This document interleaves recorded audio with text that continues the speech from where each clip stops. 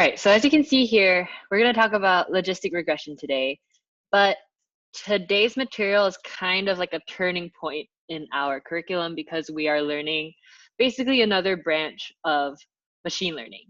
I know I've mentioned before that linear regression was a machine learning model that we did last mod, and just wanted to start with this overview of machine learning just so we can see what's to come, what we've already done, and the differences between all of that. So if someone asks you, what are you working on? You know how to answer them.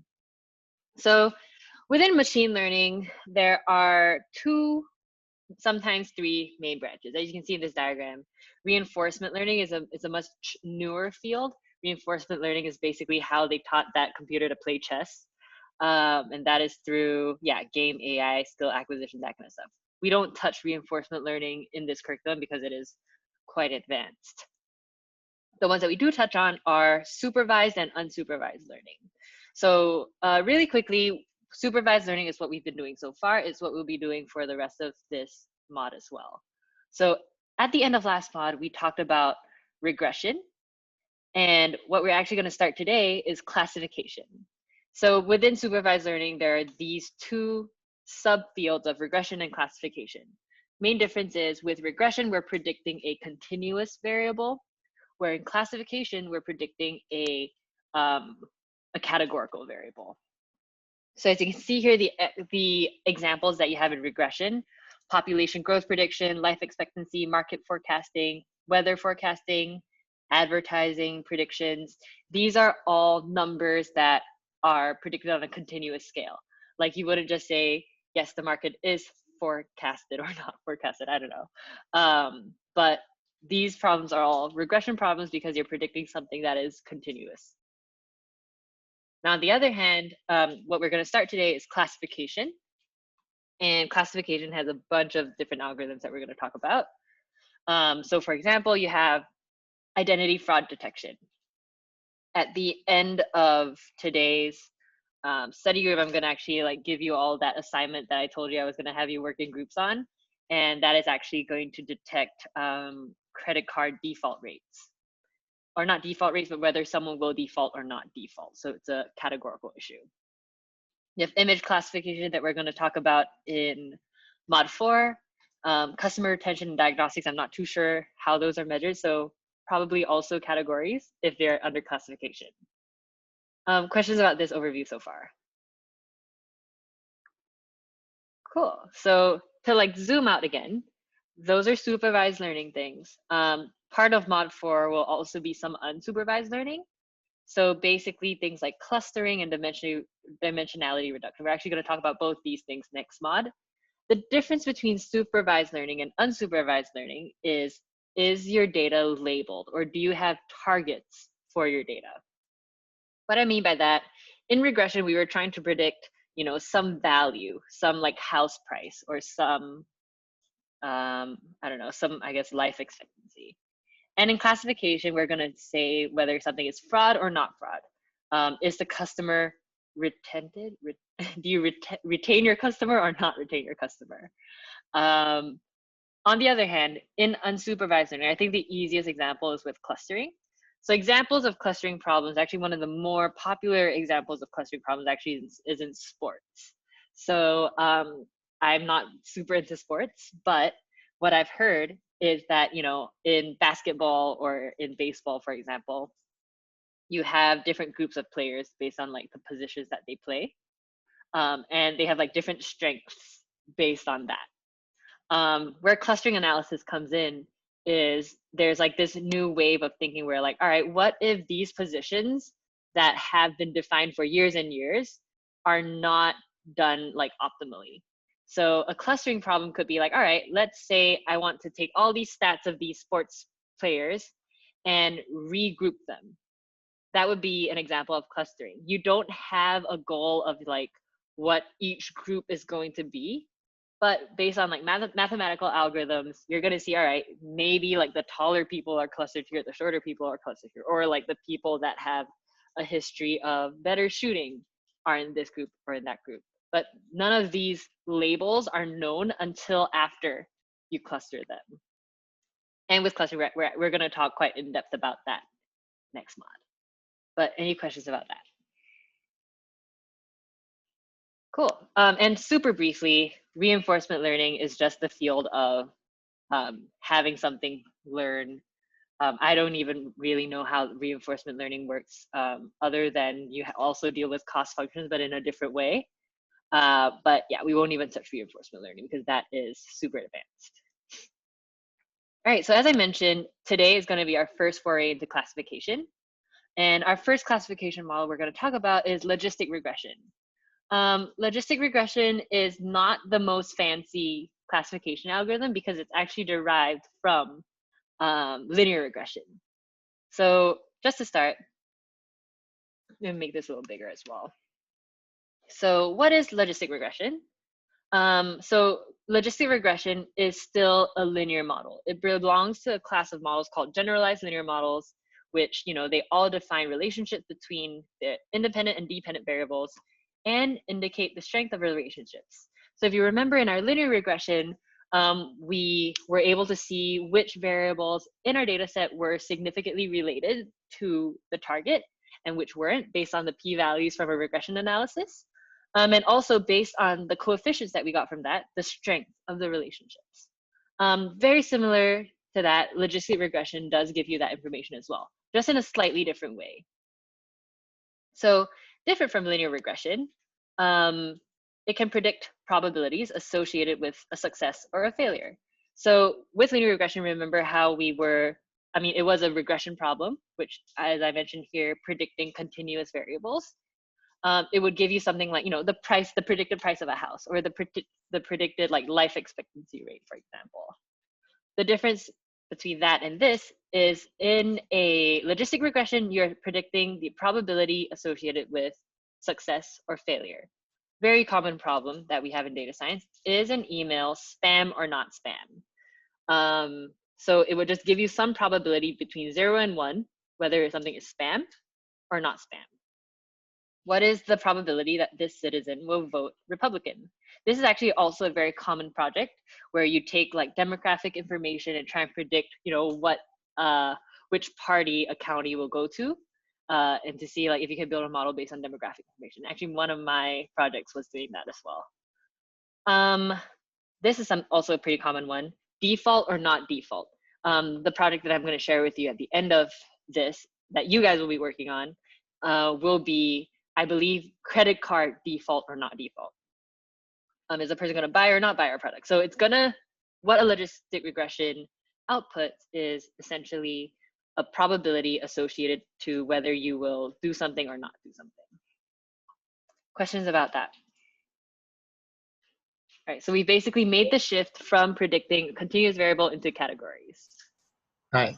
So this project will be for the group, or how it will be individual? Yeah, I'll introduce at the very end, but this is a data set. I'll also send out the CSV that I would want you guys to implement all of the classification algorithms we're going to talk about throughout this mod. I'm going to have you all implement all of the models as we learn them onto this data set, which would be a really good way to build up to our actual project that we're doing at the end of the mod. Yeah. So are we going to do individually, or are we going to do in the group that you have formed? Yeah, this is going to be as a group. When I get to that, I'm going to talk about how to work together. Okay. Yeah, awesome. Questions about logistic regression so far? Cool. All right, so very similar to linear regression. As you can see here, we're not going as in-depth mathematically as we did with linear regression. I had like StatQuest's videos, I cannot emphasize how good they are at explaining logistic regression. So I'll link those all to you because he does a very, very good job at explaining it. And plus all his logistic regression videos put together last about an hour. So I don't think I can do better than that. So I will, I actually have them linked at the bottom of this notebook as well, because like the way he explains it makes a lot of sense. And I think if you can find like an hour, I would rather you spend an hour watching those videos versus doing some of these labs. And I'll talk about the labs at the end as well. All right, so assumptions. Some of them are pretty straightforward, and some of them we have already seen with our linear regression. So first, the dependent variable has to be binary. specifically actually doesn't exactly have to be binary. It just has to be categories. So binary logistic regression requires dependent variables to be binary. The example that I'm actually going to go through later with code is actually going to be a classification model that does 3 classes. So I'm just going to show you how to implement it with 3 classes, which will be easy for you guys to figure out for 2 classes. So only binary ones, only binary logistic regression requires your dependent variable to be binary, basically like 1 or 0, very similar to your dummy variables. Next, only meaningful variables should be included. With logistic regression, you can actually also do that like p-value examination that you did for linear regression. I will say, because there are so many other classification algorithms, we don't go as in-depth into this one. I will say for linear regression, we went very, very in-depth because there are not that many other regression models. But you can actually do the same analysis. Stats models actually does have logistic regression as well. So you can also look into p-values and do your analysis that way. This next assumption is something that we talked about with linear regression as well. The model should have little or no multicollinearity. So independent variables should be independent of each other. So same, basically the same logic that we had with linear regression. If you have multicollinear variables, it leads to redundancy in your model. Now, this is one I'm going to explain a bit later, where previously we had the linearity assumption that, you know, all of your independent variables have to have some sort of linear relationship with your dependent variable. Here, instead of having it related to your dependent variable, you need it to be linearly related to the log odds. And what log odds are, I'll talk about later. And in logistic regression, because it does look at odds, it does require larger sample sizes to work well. So typically, if you were to like compare this classification model to other classification models, logistic regression doesn't work as well, especially if your data sets are smaller. And by smaller, I mean like things like, I would say like under 5,000. All right, so just a recap of the differences. A logistic regression model does not assume a linear relationship between dependent and independent variables. So that was the linearity assumption for linear regression. For us, for logistic regression, we need the linear relationship to be between the link function and independent variables in a legit model. So for this, basically, what I mean is the log odds. And I'll talk about log odds right after this.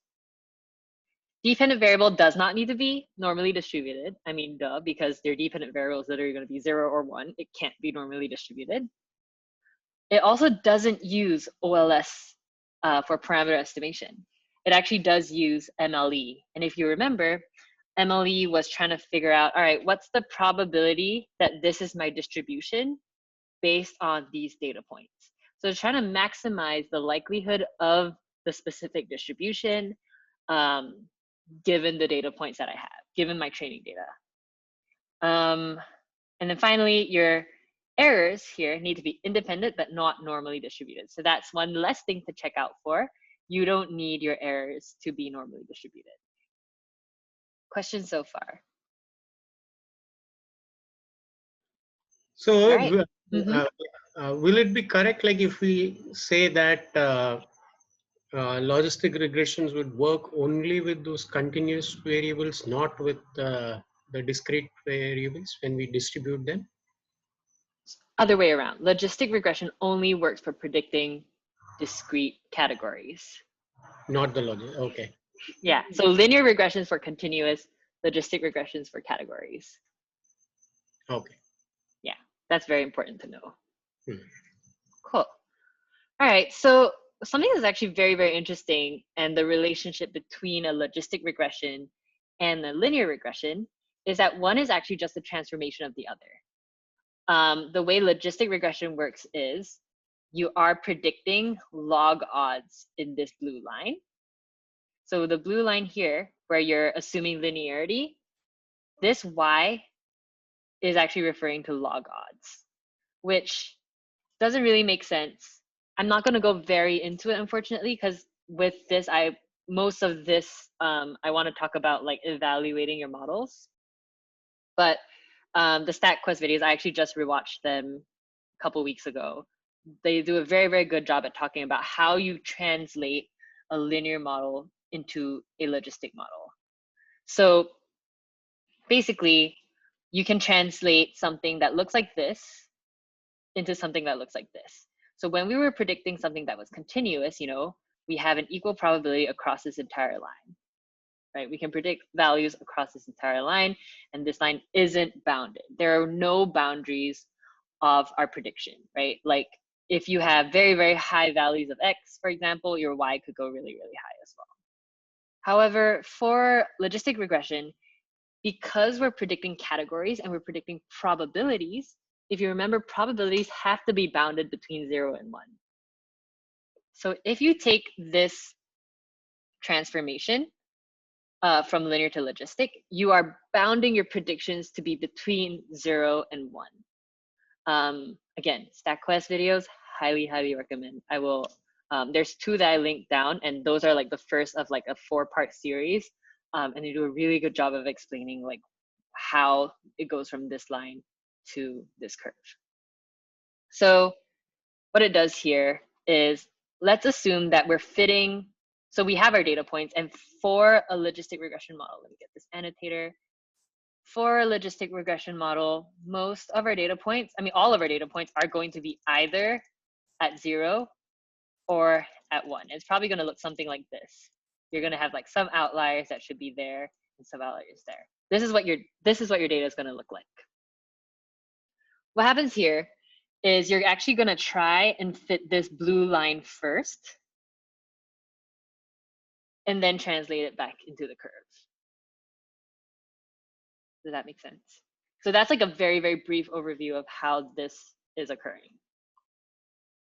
So do we run the linear models first, linear regression first, and then go to logistic regression? You could, but in practice, you don't usually do that, because you would have to first translate all of your Y values into the log odds.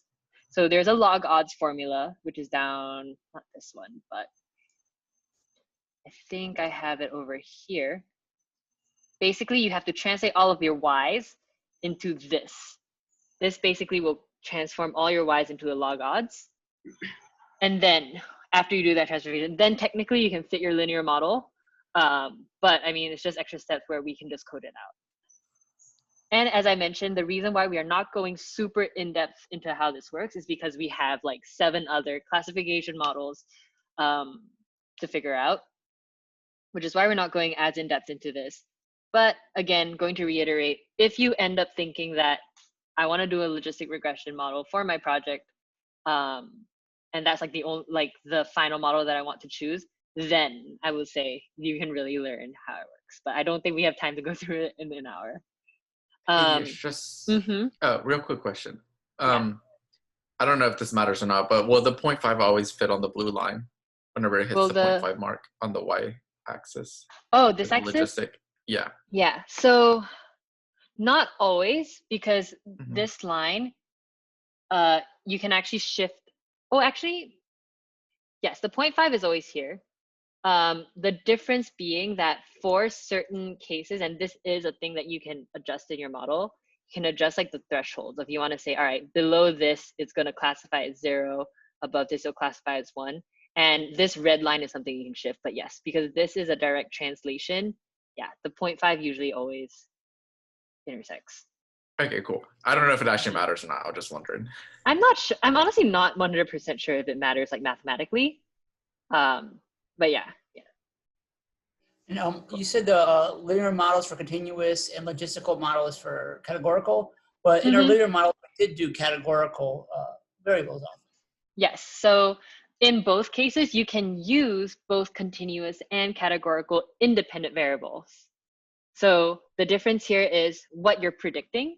The output of a linear model is continuous. The output of a logistic model is categorical. Okay. So that's a distinction. For both of these models, you can do both categorical or continuous variables as predictors, but the difference is in their outputs. Okay. Yeah. So I guess if you're really curious, you can take one of your categorical variables from your last project and see if you can fit a logistic regression model. That's definitely something you can try doing as well. All right, so this transformation is done using this formula. And that any formula with, any function with this kind of shape, if you ever come across it, is known as a sigmoid function. And it squeezes all of our predictions between 0 and 1. All right, so, so a very quick overview of how logistic model predicts. Here, suppose, and I'm actually going to go through a coded example after this, so don't worry about that. So suppose I'm building a model to predict whether a plant is poisonous or not poisonous, perhaps based on biological features of its leaves. And the next example we're going to look at is actually the iris data set that does something very similar. So here you can say 1 is going to indicate poisonous, 0 is going to indicate non-poisonous. So because we're forcing predictions between 0 and 1, for a test plant, you might get a value like 0.19. And then you can naturally understand this as 0.19 being the probability that P is poisonous, because 0 is non-poisonous, 1 is poisonous. You can think 0.19, you can sort of think of that as, all right, there's a 19% chance that this is poisonous. So interestingly, a logistic regression kind of still outputs a continuous variable just between 0 and 1, but there's just one final step that you choose a threshold, and typically the threshold is 50. If it's below 50, it'll categorize it as 0. If it's above 50, it'll categorize it as 1. In your logistic regression outputs, you will actually get a 0 or 1, and I'll show that later as well. But as part of the scikit model's attributes, you can actually pull out their probabilities, which is really interesting. So yeah, does if you have want to be only 50-50%, or it can be like, I mean, if I select like 20, below 20, right, it can be 0, and above 20, it will be 1. Yep, that is a threshold that you can adjust as well. Okay. Mm-hmm. Yeah, so here, if you want a truly binary prediction, you can just round your score appropriately. So I sort of talked about this. How do we fit our dependent variable if our values are stored as probabilities? You would use the inverse of this sigmoid function, which is this logit function, which is also known as log odds. Quickly, there's a mathematical proof. I don't think it's super important to know this, but your final regression equation actually looks like this. Instead of being like y hat equals to all of these, you'll get this log of y over 1 minus y being equal to this. So then you would just have to do a bit of reverse transformation to figure out what y is. Got it? I understand that it's like very like cloudy right now, but I really, really think that like watching those StatQuest videos will like epiphany moment for you all. He'll do a better job than I will do in like an hour. Okay, so really quickly, I think this is going to be very important, implementing a model. So for this mod, pretty much every model will be implemented in the same way, which is why I say that, you know, just getting used to the syntax, you don't have to understand how the model works. You can implement it anyways, which is a pro and also a con. Pro because you can implement a bunch of different models. Con because, you know, you don't actually know what you're doing, which is, again, why I say that whichever model you end up choosing as your final model, try to learn that one. Really quickly, you can see here, these are the usuals. This scikit-learn has like built-in data sets, and this is what I'm going to be using to predict on.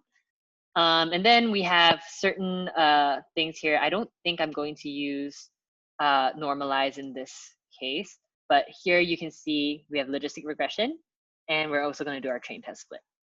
Questions before we get into this? Okay.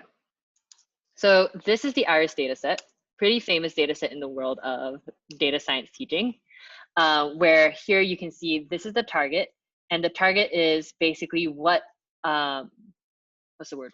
What strain of iris or what species of iris we're looking for. So basically here in the target, if we can take a look at the target df.target, let's look at the value counts. You can see that our target has 52s, 51s, and 50 zeros.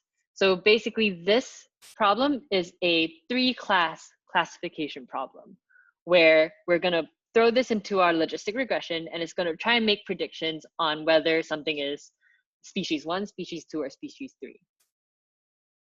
And is one quick question. What are the chances that, like, if we are working on a massive data set and there is a list of classification, so do we eliminate, or what? How would you bring it down? Yeah, so let's say like if you have like 100 different classes, what would you do? Some things that you can do, let's say, I know one common problem is like predicting like income ranges. Something you can do if it's that kind of problem, you can just like make bigger groups and just bin them bigger. So maybe combine some groups together. Other things you can do, yeah, if you have completely different classes, let's say we have like 10 different species, but species 10 only had like 2 instances, you can also drop that because it's very unlikely that the model will even predict that. But yeah, those are things that we can talk about as we go on with different classification models, because there are some models that work well with many classes and some that don't. So if we have that selection, let's say any classes which has got less than a particular number of rows, or right? So then like we just remove it and then we just select like anything in between this range. Will that work? Yeah, absolutely, that'll work. Okay. Yeah. So here we have like a pretty good balanced data set. So another new term that we're learning is like a balanced versus an imbalanced data set. So in this case, you can see that with this data set, we have, an equal number of each species, which is usually better. So it doesn't overlearn any particular species. Just really quick, some really, really fast EDA. You can see here, and this is it's organized a little bit different from what we're used to, but these are the classes down here, 0, 1, and 2 for the different species, and these are our 4 features that we're going to use. So we're using the sepal length and width and the petal length and width. And based on this plotting, we can see that, all right, there is actually a significant difference between the different, of course we cannot say statistically significant, but we can sort of visually see that there's a difference in the sepal lengths of classes 0, 1, and 2, sepal widths of 0, 1, and 2, so on and so forth. As long as you can see that, all right, well, for sepal length, for example, at 0, they're like sort of around 5. For 1, it's sort of around like 5.5. For 2, it's around like 6.5. As long as you can visually see a difference, that's usually a pretty good sign. So your EDA for a classification project will look a lot like this.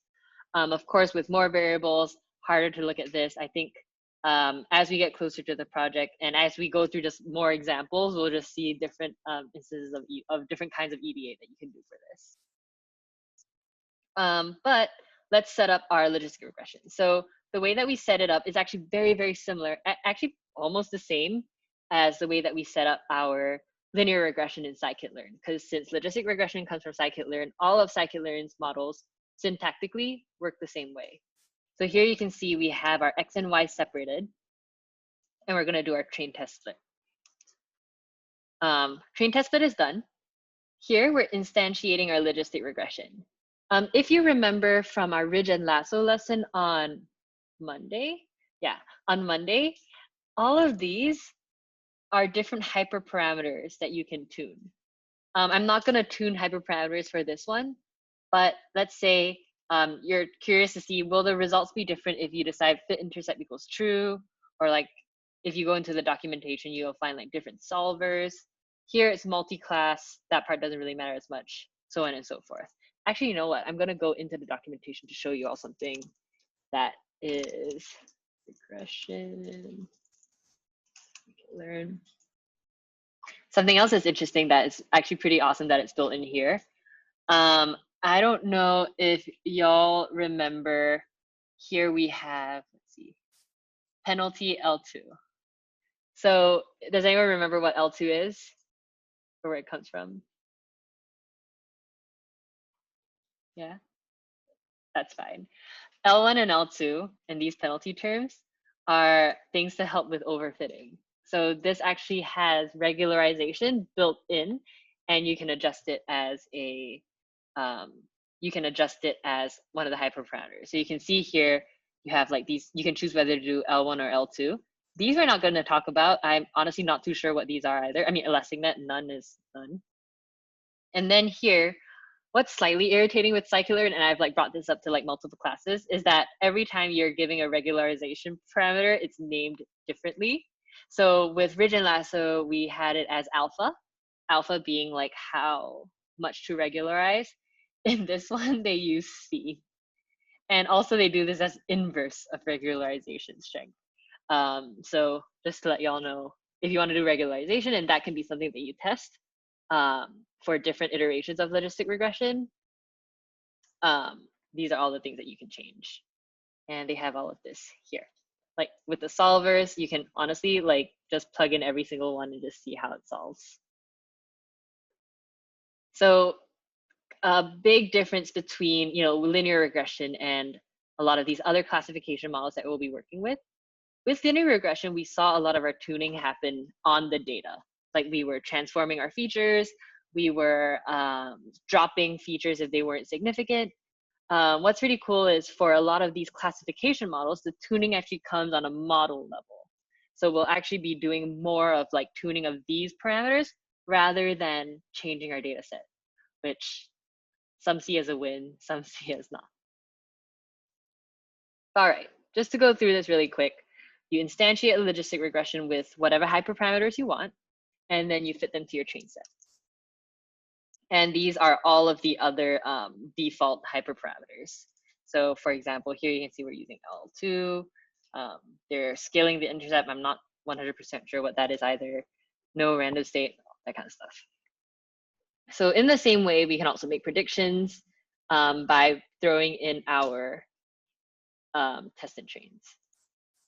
So with our predictions, and just to actually quickly take a look at our y-hat test, for example, our predictions come as categories, 0, 1s, or 2s. Let me see, there is a way that you can get the, let's see where it is. Get the, what am I trying to say? The probabilities.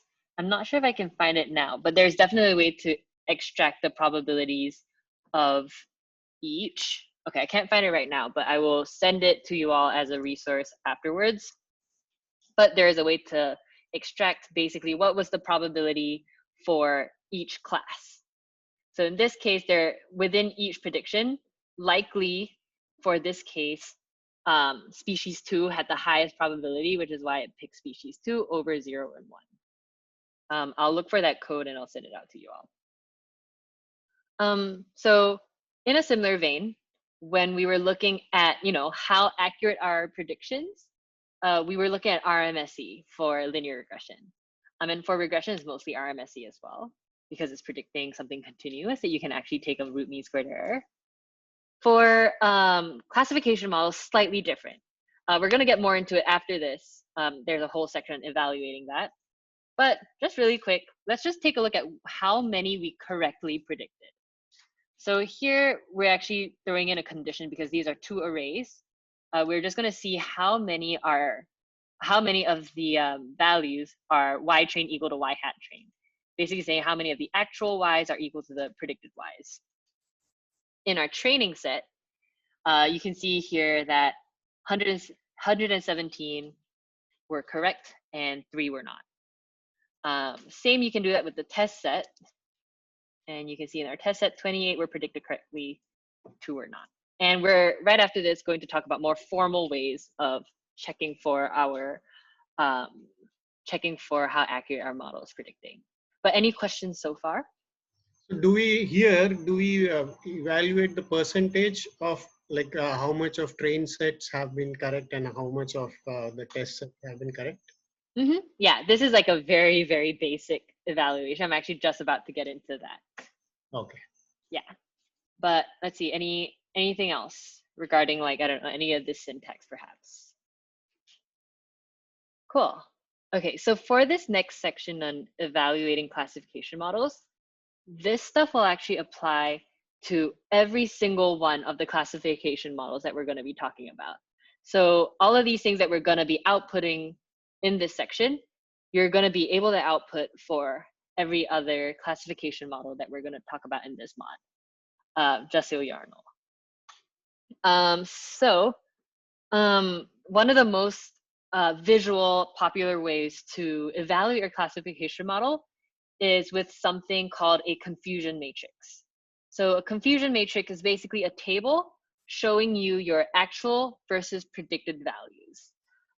Actually, really quickly, I'm just gonna scroll down to show you what a confusion matrix looks like. This is our confusion matrix. Scikit-learn has this built in, which is really nice. And all you have to do is feed in your model, your X and Y. So this is for our train set, and it basically shows us the breakdown of what things were predicted as. So what we can see here for, all right, let's take a look at true labels for all of the 0 species flowers. We had 43 of them in our training set. And out of the 43 of them, they were all predicted correctly. So no zeros were predicted as 1s or 2s.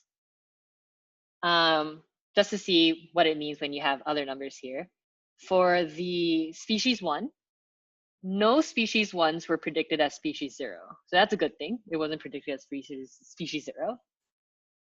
37 of species 1 were predicted correctly, and 2 instances of species 1 were actually predicted wrongly as species 2.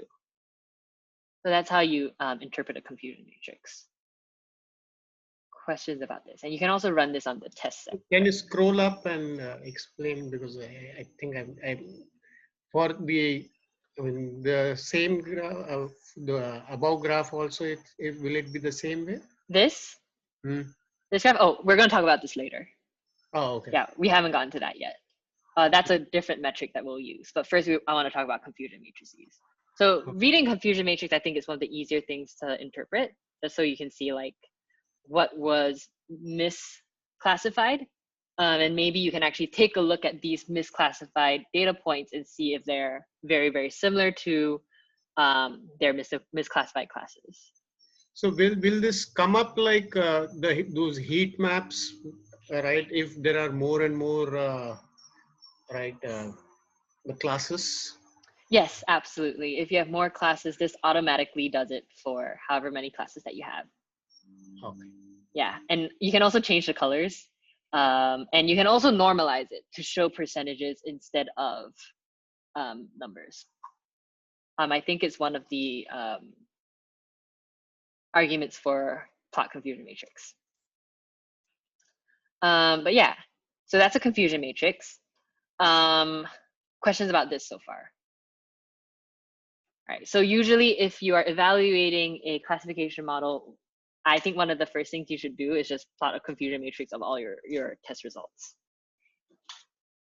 All right, so next, we also have a bunch of metrics here. We have accuracy, recall, precision, and F1 score. And they all sort of measure different things. And actually, this brings back into context what we were talking about with type 1 and type 2 errors. So let's just start with the formulas. So here you can see, so this is the case for a binary classification problem. So here you only have positive, negative. You only have 0 or 1. With these two classes, you have your true positives, true negatives, false positives, and false negatives. Yeah. And from these, we can actually use these definitions to create our formulas for accuracy, recall, and precision. So accuracy, in short, is a good overall metric because accuracy basically shows you how many true positives and true negatives you have out of everything. So basically, out of your entire data set, what percentage of your points were predicted correctly, whether positive or negative. Accuracy is usually one of the more straightforward ones, especially if you don't have a specific preference between type 1 or type 2 error. If you're just looking for overall accuracy, this is the metric you usually use. And also all of these accuracy metrics, all of these metrics are all built into scikit-learn. I won't get super into the code for this one, but I'll definitely have code in future study groups. So other than accuracy, you also have recall. Now, recall is a fraction of the number of true positives over a combination of true positives and false negatives. So basically, out of all of the points that are supposed to be true, how many were actually true? So out of the group that are supposed to be true, how many are actually predicted true? And precision is kind of the opposite. You can sort of think of it as the opposite. Precision is how many true positives do you have out of true positives plus false positives. So it's kind of a different perspective. Out of everything that was predicted positive, how many were actually positive? So you're kind of looking at different subsets of this matrix here. Recall, you're looking at it across, let me draw a box. With recall, you're looking at it like this. Out of everything that is actually positive, how many were predicted positive? And for precision, out of the things that were predicted positive, how many were supposed to be predicted positive? And those, I'll walk through the pros and cons in a little bit, but those are two different metrics depending on whether you prefer basically type 1 or type 2 error. And we can talk about it in context as well. Really quickly, an F1 score is actually a balance of your precision and recall. So I don't know if you can really see this, but this formula is actually a harmonic average of your recall and precision. So if you want a good balance of your recall and precision, you would take into account your F1 score. Cool. All right, so let's do a quick summary verbally of like what these things are. So with your accuracy, it takes into account both of your false positives and your false negatives. It can also be misleadingly high when there is significant class imbalance. We're not going to talk about class imbalance today. We'll talk about it probably when I come back, but just know that, and we'll talk about this more in context then. But yeah, when you have significant class imbalance, your accuracy can be still very high. Just imagine, let's say, in your data, you have 90% ones or 90% zeros, and then 10% ones. If you predict everything to be 0, you'll still get a 90% accuracy. Does that make sense? So that's still a seemingly high accuracy rate overall. I mean, it is a high accuracy rate overall, but you're not taking into account what about my true negatives? You have basically a lot of false negatives in that case. Okay, can you explain that again, because I missed. Yeah, so imagine that, let me see if I can draw it out. So imagine that you have two classes, one of which is the 0 class, which is 90%, and this is the 1 class that is 10%. So you can get a very, very high accuracy rate by just predicting everything to be class 0, right? So in this case, if we were to just look at accuracy and we have this really bad model that just predicts everything to be the majority class, and if we predict everything as 0, if we predict everything to be 0, we'll have an accuracy rate of 90%. And actually, if we can sort of fill in these numbers here. So let's see, positive, this will be 90. This will be 10. And these will all be 0. Yeah? So if we look at, actually, let me do it the other way around. Usually positive is the minority class. So let's do it like this. 10 actual is 90. No, wait, is that right? Yeah. 10, 90. I'm going to undo this. Sorry, guys. Predicted negative. Everything's going to be predicted negative. So it's going to be 10 and then 90. And then 0, 0. Right? Imagine we have 100 points, 90 of which are negative, 10 of which are positive. If we were to just predict everything to be negative, you'll still get a 90% accuracy rate, right? Because it's the number of true positives plus true negatives, which in this case, it is 0 plus 90 over 100. So that will be your accuracy. With recall, your recall will actually be 0 because your true positives are 0 and your true positive over, and then true positive plus false negatives is also 0. So technically you get like an infinity error, but that's still 0. Your precision, true positives, again, 0, divided by true positive plus false positive out of 10. That's going to be 0. So you actually have a really high accuracy rate, but all of your other metrics are 0 because your model is just not predicting any positives at all. So this can be sometimes deceivingly high. Got it? All right, we'll talk about this in context with other classification problems in the future. Cool. So there we go. With accuracy, can be misleadingly high when there's class imbalance. Recall is very high, is very sensitive to false negatives, and precision is highly sensitive to false positives. So again, based on whether you prefer a type 1 or type 2 error, you might want to look at recall more or precision more. And that again depends on the context of your problem. Usually what I like to do is with whatever it is that you're classifying, literally write out what is the scenario of a false positive and what is the scenario of your false negative, and then decide whether you prefer to focus on precision or recall. Like in the case of, is an email spam or not spam? Recall or a false positive could be saying something is spam when it's actually not. And then a false negative would be saying something is not spam when it actually is. And which case would you prefer? In my opinion, I would rather something be classified as not spam if it is, just so I don't miss any important emails. So it does depend on context. And F1 score is just a balance of the two. Questions on these metrics so far? So what if we always have a balance of 2 all the time? Say that again? What if if we just decide to have the balance of 2 all the time? Oh yeah, then in that case, accuracy should be good enough as well. So if you're looking at both, you would then, maybe make sure that your recall and precision are like about equal, and then also check that your accuracy is decent and your F1 score is decent.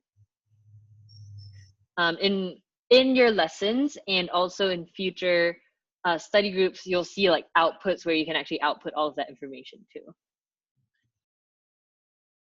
Yeah. All right, so a couple other evaluation techniques. One of them is the Akaiki information criteria. I think this was a Japanese guy, which is very cool, I think. But an AIC value is something that you can actually just output from your model, and it will just give you like a number, I think between 0 and 1. And then you can just look at the number, and a smaller number is better. What exactly that means, not super important because it's not one that's the most commonly used, but you might maybe want to like to output your AIC values for multiple models just to compare. If you're trying to decide which model is better, maybe you want to consider your AIC values. That one is a bit less important. I think AIC and BIC were both talked about in, I want to say like one of these. Here, it was actually talked about in regularization. I didn't talk about it because I don't think it's as important.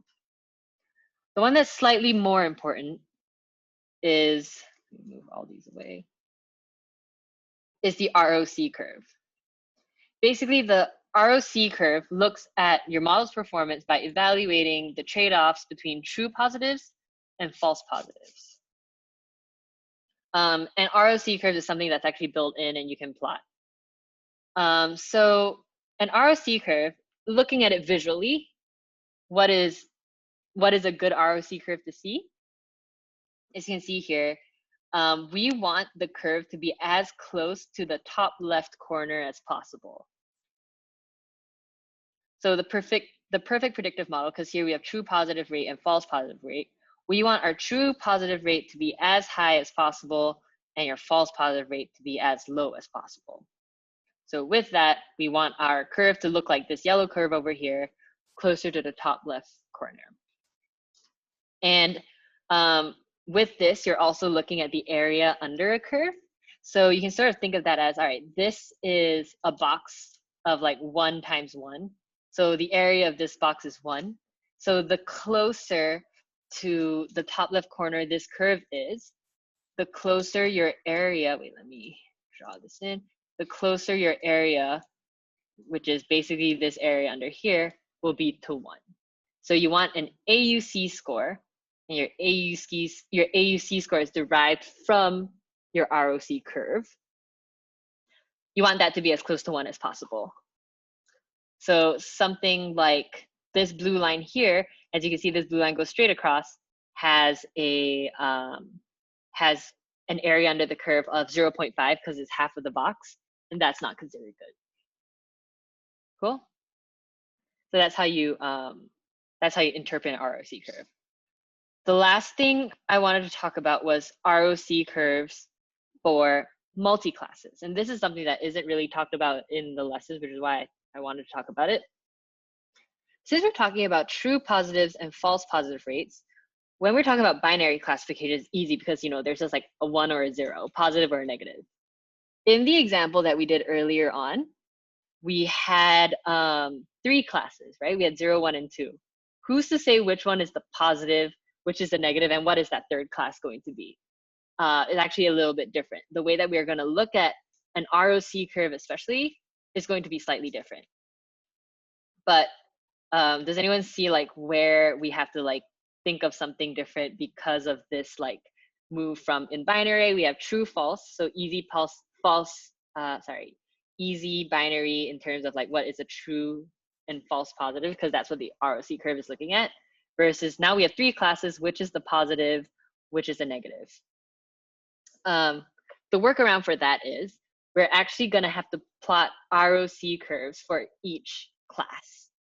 So for each class, we'll consider positive and negative as, all right, let's say for species 0, positive will be, you correctly predict species 0.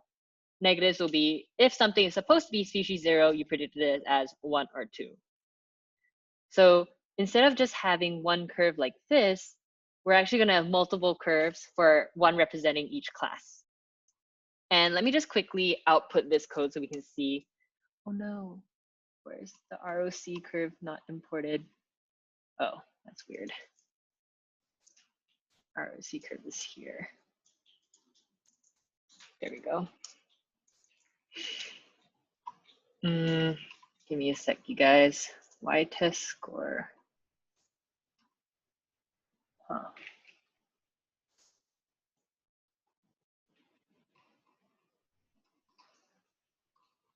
Let me just see if we need this right now. Okay, let's ignore this for now. But all right, let's run this and take a look at what our plot looks like. So this is what our ROC curve looks like for our test data. So as you can see, our predictions for class 1 and class 3 have a perfect area. And let's compare this to our confusion matrix.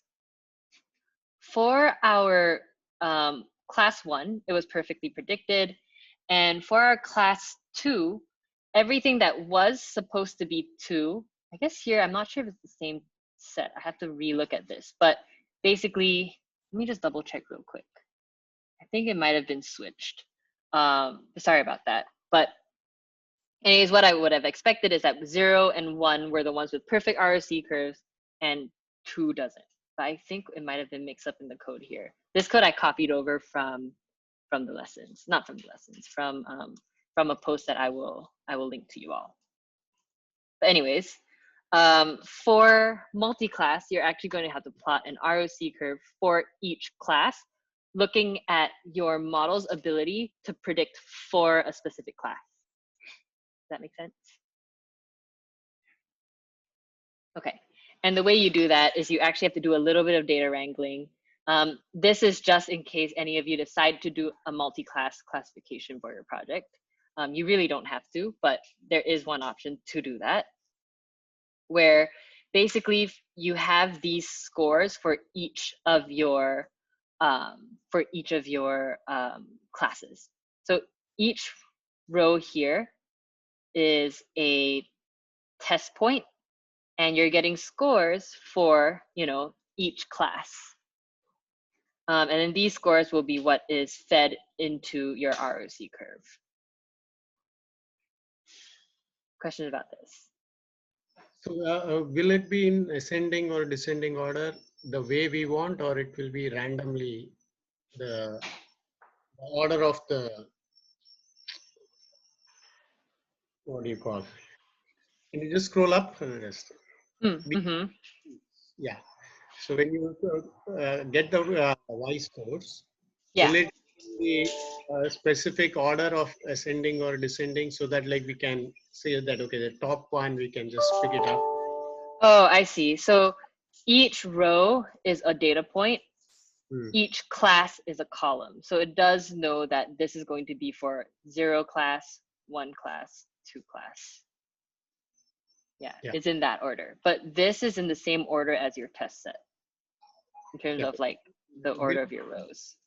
Will it be in ascending order or descending order? No. No.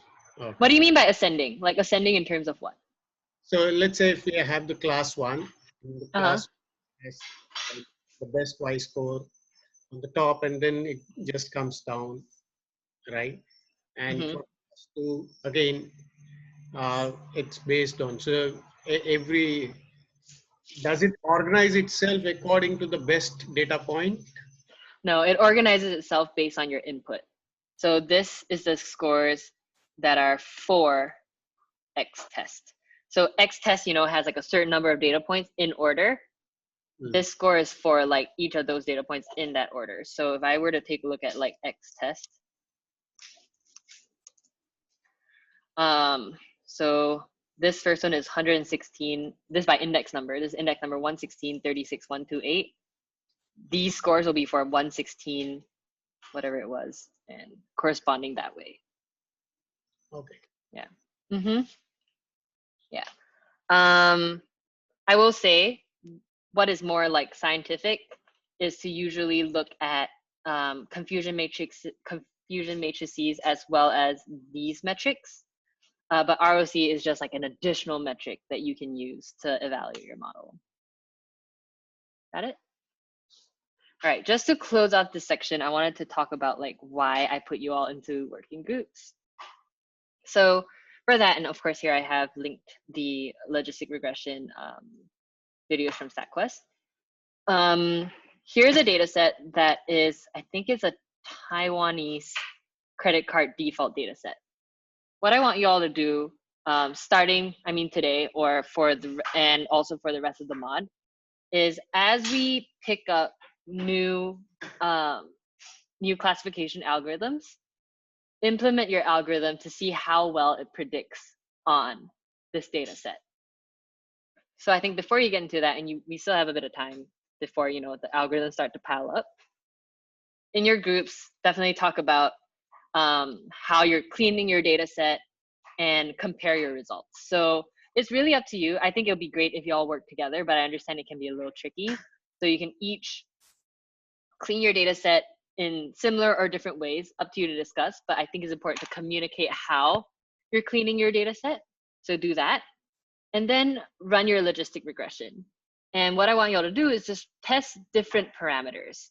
And so here, remember I was saying that like all of these are different things that you can try out. Just try different parameters. And then with those different parameters, I want you all to at least plot confusion matrices and then see how well your model performs. And I want you all to compare results with each other. So maybe say like, what parameters am I using? How do my results look? I will say for each model, each person try and do 2 versions of the model and then just compare results to see which one does best. And what the deliverable is at the end of each week, and I guess we can start this, I guess, after Thanksgiving, but I do want to see a summary of what combination of hyperparameters work best for your model. Does anyone need clarification on that? I will send out the CSV for this data set. And I think it's really important that you start communicating how you're cleaning your data and also what hyperparameters you're testing. Of course, as we learn new algorithms, you can choose to like clean your data differently and evolve your data set. But I think it's a really good practice to, you know, work with the same data set and see how different models work.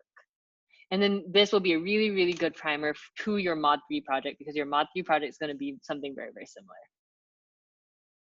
Questions? Yeah, so you said this is combining 25 and 26 sections. That's so right. Should we keep I mean, when are all those going to, I try to do one per study group. So how is that going to work with you being gone and all that? Yeah, so this one combines 25 and 26, but actually most, because this section, this mod has 12 topics instead of 10. So actually every instructor combines 25 and 26. I will say, and yeah, this is something else I wanted to mention. In this mod, there's going to be some labs that I feel like are going to take up a lot of time and not be very useful. Anytime you see a lab that says coding from scratch, I feel like it takes up a lot of time and people don't necessarily learn the right things from it. So I would say if you see any of these, you can skip them, just because they have you hard code all these things when you really don't need to know how to hard code these things. You're going to see that across all of the next sections. These are what's going to take up most of your time.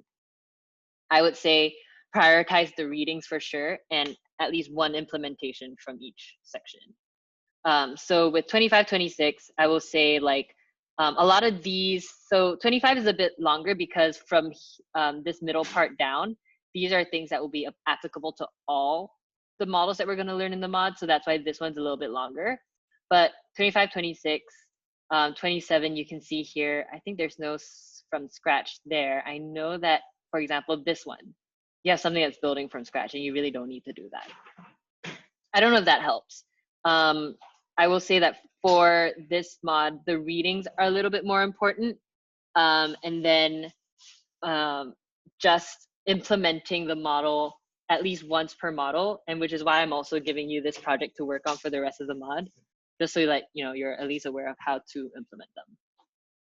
I know that didn't really answer your question about like, what are we going to do with the sections, but what I'm saying is you can cut out a lot of the labs from each section, and also from 25, these you can choose to like spread them out over the next few study groups.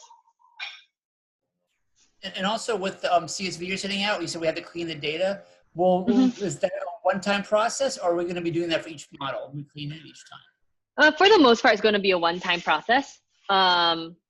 My idea of what your notebook is going to look like is you're going to have like a very quick cleaning section. There's not too much cleaning to be done. And then you're just going to be like having a section for each model using the same training data. Okay. Yeah. Where does the scaling fit into this? Say that again? Where does the scaling fit into this? Like, do we like just scale the models and then like run all this test? So scaling is something that I will say you don't really have to do for this mini project that I'm giving you all. You don't have to worry about scaling, because a lot of models actually don't require scaling, and some do, but for now at least we won't scale. Yeah, that's a good question. I completely didn't even think about scaling, but yeah, usually for classification algorithms we don't think about scaling that much. Okay. Yeah. Let's see if I'm forgetting anything. Oh, I know we're past time, but I wanted to really quickly talk about what's going to happen while I'm gone. So I have put your cohort calendar here. I mean, it's always been there. But so next week, you'll have 2 study groups as usual. You have K nearest neighbors, and it'll actually be conducted by Raphael, and he'll be coming to cover that section. Raphael is like the OG data science instructor. So that's going to be really awesome for you to get like his perspective. Section 28 is going to be a different class. So KNN is one classification model. Bayesian classification is going to be another classification model. Lindsay is actually another data science instructor is going to be taking that session. So with those, I will say like, I mean, implementing a model doesn't take super long. So just like sometime during this week, implement both these models to this data set I'm going to be sending out. Other than that, because I won't be around to do one-on-ones, there will be this other open office hour on Wednesday at our usual time. Oh, something else to note is that because of instructor availability, Thursdays will have to be pushed up an hour early. Lindsay will definitely like at you all in the Slack so you remember. But yes, there will be this open office hour on Wednesday conducted by Abani, who is another instructor. And he'll take any questions you have about Mod 3, pretty much anything from Mod 3 or anything else. He's a really awesome guy to talk to. He has a lot of experience as a data scientist as well. So definitely worthwhile going to those just to get their perspective on things. If not just to say hi and meet them, I think it's a really good idea too. So that is this week. Sorry, this is next week, I mean. The week after is Thanksgiving week. We actually have Thursday and Friday off for Thanksgiving. And so I already took that into account when I was planning out the structure of the mod. So for that week, there's only one study group on decision trees. And with this study on decision trees, James, another instructor, will be covering this section. So that study group on decision trees will be done on Monday. And similar to the week before, again, because I won't be around for office hours, for one-on-ones, there will be another open office hour. This one will also be conducted by James, and it'll be on like the Tuesday before we break off for Thanksgiving. Does anyone have any questions about like what's happening while I'm gone? All right, I mean, feel free to Slack me. I am always like glued to Slack anyways, so even while I'm off, like if you have like an emergency, you can still Slack me. Something else I want to mention, and I will post all of this information in our Slack channel as well, that if you need like any quick answers on a question, if you tag at DS Support Squad on Slack, it'll actually notify all the instructors. And so everyone will see your question and they'll actually be, they'll know that I'm out, so they will answer your questions for you. So you're going international, or you're just like you're locally? Yeah, I'm gonna be going down to Georgia for a couple of weeks. Yeah. Yeah. So yeah, that's gonna be what's happening when I'm gone. If you have anything else, let me know. Tomorrow will be like my last full day before I'm gone. I know I still have a couple of your project reviews to complete, and that will definitely be done by then. But in the meantime, later tonight, I'll send out the CSV for the project. I'll send out like a big Slack message about everything that's happening while I'm gone. And then, yeah, you'll be in really, really good hands. All right, sorry this went a little bit over. I will see you all when I get back, or if any of you still have one-on-ones tomorrow, I'll see you then. All right, bye everybody.